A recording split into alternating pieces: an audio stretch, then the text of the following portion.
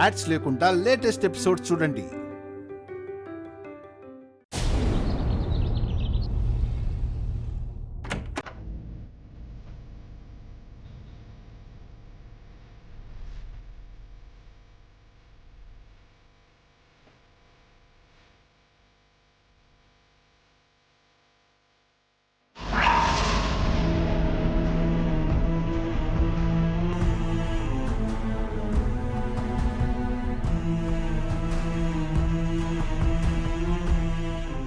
ఏంటిదంతా? నట్టింట్లో ఇవన్నీ ఎవరేసింది? లక్ష్మి. ఏమోనమ్మా, ఇవన్నీ ఎవరు వేశారో మాకు తెలీదు.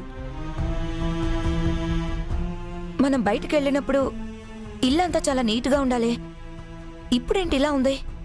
అసలు ఇంట్లో కూడా ఎవరు లేరు కదా. చైత్ర, రాత్రి నువ్వే కదా ఇంటికొచ్చింది. ఇదంతా నీ పనేనా? ఓహో, అక్కడ చేయవలసిందంతా చేసేసి ఇంటికొచ్చి జ్యూస్ తాగుతూ ఎంజాయ్ చేసావా? అసలేం చేసావే నువ్వు వచ్చి ఇంట్లో? అడుగుతుంది నిన్నే, మాట్లాడవే. చైత్ర గారు, ఏంటిది?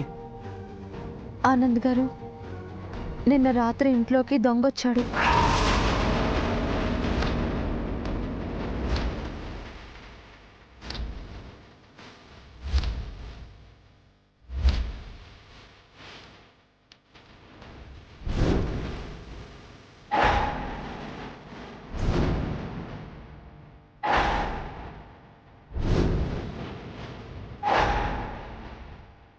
వాట్?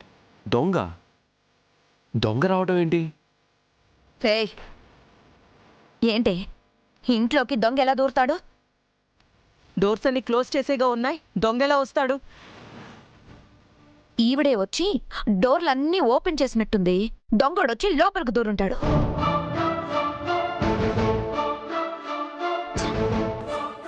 ఈ పృథ్వీ వచ్చిన పని చూసుకుని పోకుండా ఇంటిని గందరగోళం చేసి వెళ్ళాలా? ఇంతకి విగ్రహం తీసుకెళ్లడా లేదా? నేనేమి డోర్ తీసి పెట్టి రాలేదు. నేను వచ్చేసరికి ఆ దొంగ ఇంట్లో ఉన్నాడు. అలా ఎలా ఉంటాడు? వేసిన తలుపులన్నీ వేసినట్టే ఉన్నాయి కదా. అవును వదినా, ఎక్కడా కనీసం తలుపులు కిటికీలు బద్దలు కొట్టినట్టు కూడా కనిపించట్లేదు. అసలు దొంగ ఎలా లోపలికొస్తాడు?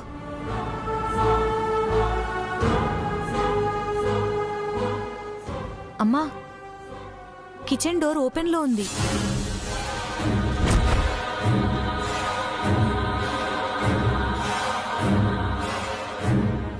అంటే కిచెన్ డోర్ పెట్టకుండానే బయటకు వచ్చేసారా అంతా? మేమంటే ఏదో టెన్షన్లో ఉండి అలాగే బయటకు వెళ్ళిపోయాం. మీరైనా అన్ని చూసుకోవాలి కదా లక్ష్మి. ఏంటి లక్ష్మి ఇది? అమ్మా, నేను అన్ని డోర్స్ మూసే వచ్చానమ్మా. ఎవరు ఓపెన్ చేశారో నాకు తెలీదు. అయినా మీరు ఇక్కడే ఉండి ఇంటిని చూసుకోకుండా హాస్పిటల్కి రావాల్సిన అవసరం ఏమొచ్చింది? ఎవరు రమ్మన్నారు మిమ్మల్ని? స్మైలీ అమ్మగారే హాస్పిటల్కి రమ్మని చెప్పారమ్మా.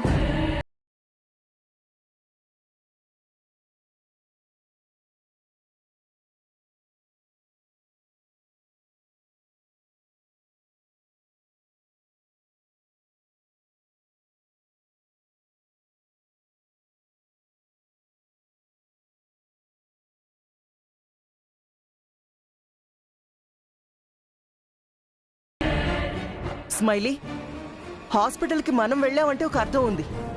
అంత ప్రత్యేకంగా లక్ష్మి వాళ్ళని ఎందుకు తీసుకొచ్చావు? అంటే అది అత్తయ్య గారు, అంటే వాళ్ళని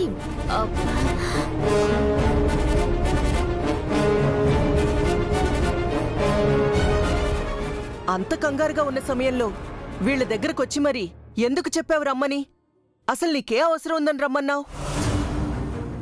అది అత్తయ్య గారు, విరాజ్కి యాక్సిడెంట్ అయినప్పుడు మనందరికీ ఎంత టెన్షన్ ఉంటుందో వాళ్ళకు కూడా అంతే టెన్షన్ ఉంటుంది కదా.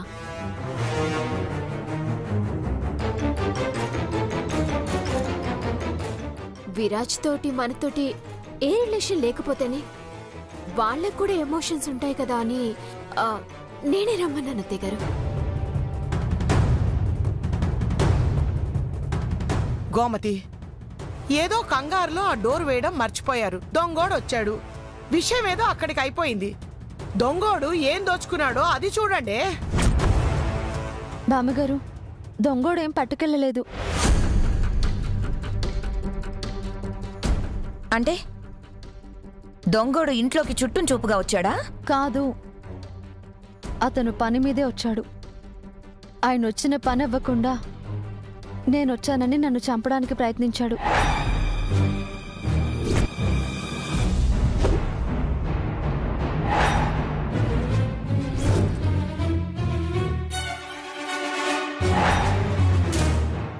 నేను తప్పించుకున్నాను. ఏమంటున్నారు చైత్ర గారు? మీకేం కాలేదు కదా? లేదా ఆనంద్ గారు, నాకేం కాలేదు. నేనే వాడి మీద తిరగబడ్డాను. వాడికి బుద్ధి చెప్పి తరిమేశాను.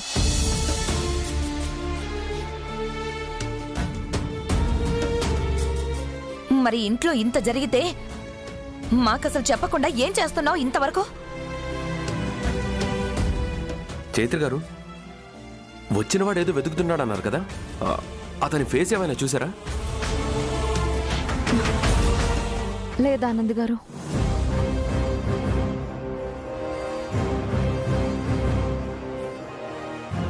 ఎలా చూస్తుందండి? విరాజ్ ఈ పరిస్థితిలో ఉన్నప్పుడు ఆ టెన్షన్లో వీలు పడదు కదా.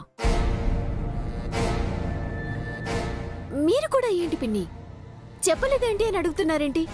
ఆ సిచ్యువేషన్లో ఎలా వీలవుతుంది చెప్పండి? ఇంట్లో ఏమీ పోలేదు కదా. ఇక ముందైనా మనందరం జాగ్రత్తగా ఉందాం. సరిపోతుంది. సరే చైత్ర గారు, విరాజ్ని లోపలికి తీసుకెళ్ళండి. అలాగే. మనమంతా ఉన్నాం కదా ఆనంద్, ఇంకా తానెందుకు? విరాజ్కి మనశ్శాంతి లేకుండా చేయడానికా? ఈ టైంలో విరాజ్కి ఫిజియోథెరపిస్ట్ పక్కనే ఉండాలని డాక్టర్ చెప్పింది మర్చిపోయావు అత్తయ్య? తను ఫిజియోథెరపిస్టే కాదు, విరాజ్కి భార్య కూడా. బాధ్యతగా శ్రద్ధగా చూసుకుంటుంది. చైత్ర గారు, తీసుకువెళ్ళండి. లక్ష్మి, ఇవన్నీ క్లీన్ చేయి.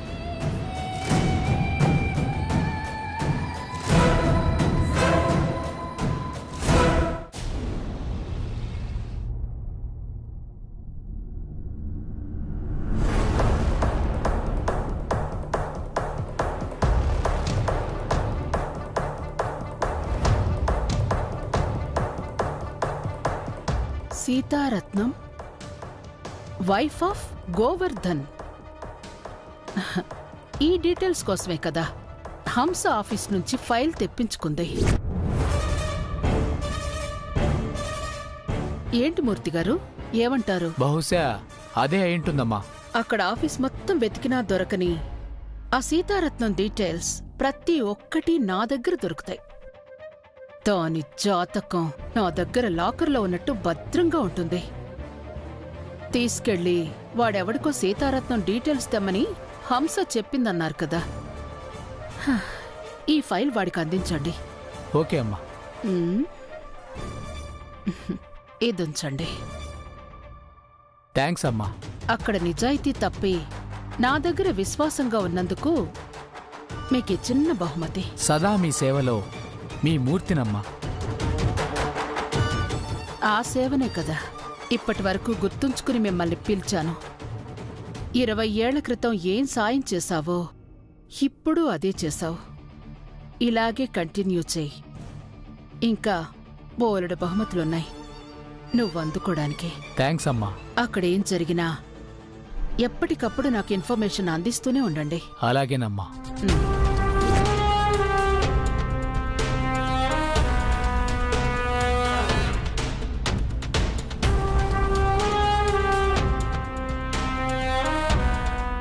నమస్తే అండి.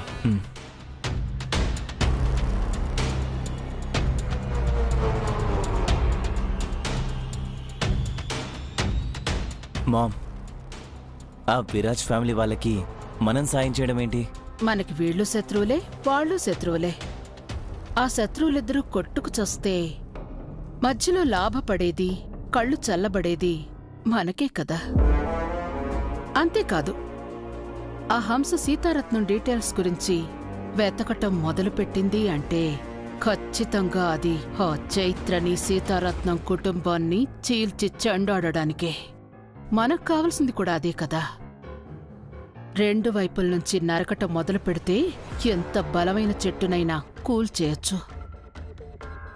సో సీతారత్నం డీటెయిల్స్ ఫైల్ని హంసకి పంపించాను. ఇప్పుడు ఈ కొరియర్ని మాహీకి పంపించాలి.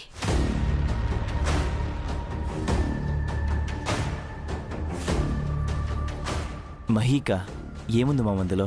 ఒకప్పుడు నేను సీతారత్నం పైన వేసిన నింద. ఆ నిందతో దాని మొగుడు దానికి 18 ఏళ్లు వనవాసాన్ని శిక్షగా వేశాడు. ఆ బాధలోనే పాపం ఆయన పైలోకానికి వెళ్ళిపోయాడు. ఇప్పుడదే నిందని సీతారత్నం కూతుళ్ళు కూడా నమ్మాలి కదా. బట్ వాళ్ళది నమ్ముతారమ్మా? దేనిలో ఉన్న ఫోటో చూస్తే వాళ్ళకే అర్థమవుతుంది. పృథ్వీ, నీకు తగిలిన దెబ్బలకి 100 రెట్ల నొప్పిని వాళ్ళు అనుభవించేలా చేస్తాను.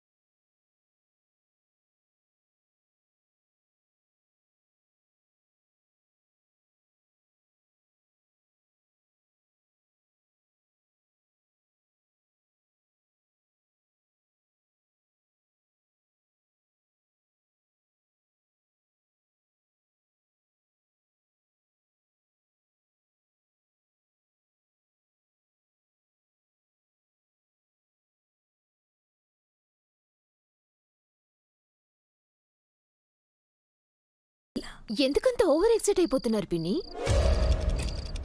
అంత వింతగా విశేషంగా ఫీల్ అవటానికి ఏముందందులో? Sitaratnam wife of Govardhan Rao. So Chaitra daughter of కూడా గోవర్ధన్ రావు. ఏంటి? Sitaratnam wife of Govardhan, Chaitra daughter of Govardhan. ఇద్దరి నేమ్ సేమా? అదే కదా. ఆ సీతారత్నం ఏంట్రా ఈ చైత్ర మహిళ మీద అసలు ఇంత ప్రేమ కురిపిస్తుంది? పెంచిన మమకారంలో అసలు ఇంత మ్యాటర్ ఉందా అని చాలాసార్లు అనిపించినా కానీ అనుమానించేంత అనిపించలేదు. కానీ ఇప్పుడెందుకో అనిపించింది. ఇక్కడ అదే నిజమని అర్థమైపోతుంది. అర్థం అవ్వడం వరకు ఓకే, కానీ 100% అదే అని తెలుసుకోవటం ముఖ్యం కదా. ఖచ్చితంగా. ఇప్పుడు ఆ చైత్ర ఎక్కడుంది? ఇంకెక్కడుంటుంది? అవకాశం దొరికింది కదా, ఆ విరాజ్ గదిలోనే ఉంది. Very good. దాంట్లో కుట్టే ఉంది. ఉంది. అది అక్కడుంది కాబట్టి మనం దాని గదిలోకి వెళ్ళడానికి స్కోప్ ఉంది. చైత్ర దగ్గర దాని ఫ్యామిలీ ఫోటో ఉంది. అది ఎలాగూ గదిలో లేదు కాబట్టి మనం వెళ్ళి ఆ ఫోటోని వెతికి పట్టుకుంటే మనకు కావలసిన క్లారిటీలన్నీ దొరికిపోతాయి. పద.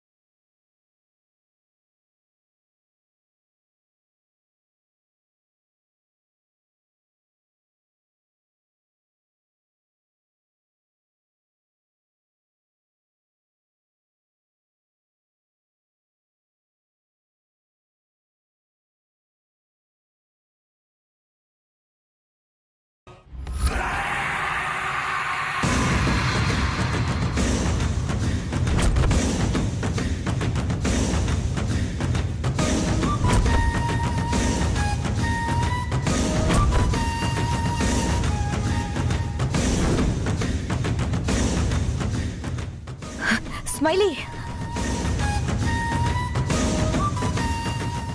ఫోటో దొరికింది.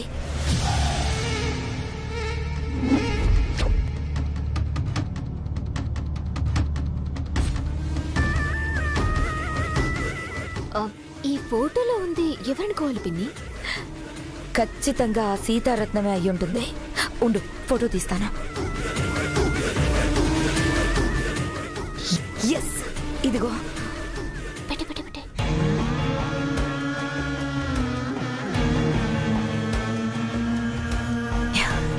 సరే పద.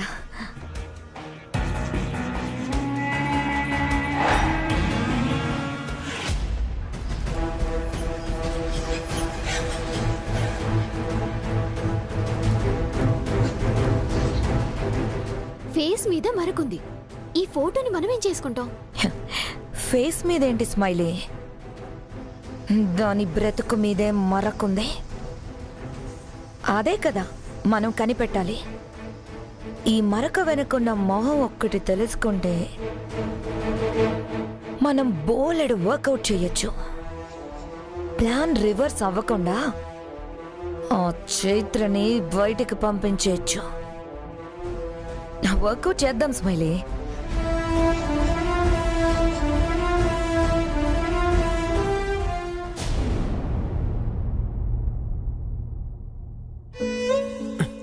జాగ్రత్త. అవసరమా ఇప్పుడు బయటికి? అవసరం కాబట్టే కదా, నొప్పులు తగ్గాలంటే తప్పదు మరి. అయ్యో, ఏమైంది? చెక్కిలిగిలవుతుంది. ఏంటేంటేంటేంటి, నేను నిన్ను జాగ్రత్తగా పట్టుకుని బయటకు తీసుకొస్తుంటే నీకు చక్కెలిగిలవుతుందా? నువ్వు సరిగ్గా పట్టుకోకుండా ఏదేదో చేస్తే చెక్కిలిగిలే అవుతుంది. హలో మిస్టర్ పేషెంట్,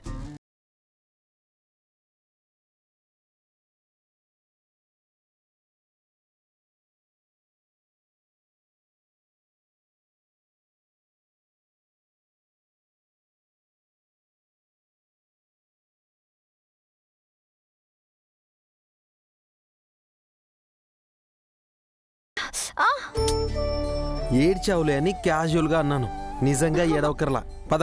అబ్బా, కళ్ళలో నలక పడింది కన్నయ్య, నొప్పిగా ఉంది.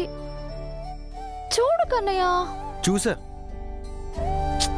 అయినా నువ్వే అన్నావు కదా నేను పేషెంట్ అని, డాక్టర్ని కాదని.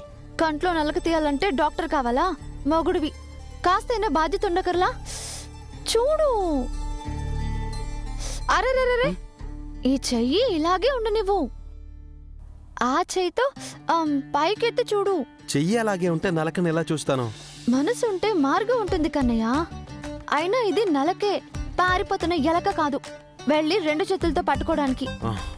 ఈ చెయ్యి ఇలాగే ఉంచి ఆ చెయ్యితో కనురెప్పలు ఇలా పైకెత్తి ఊదు.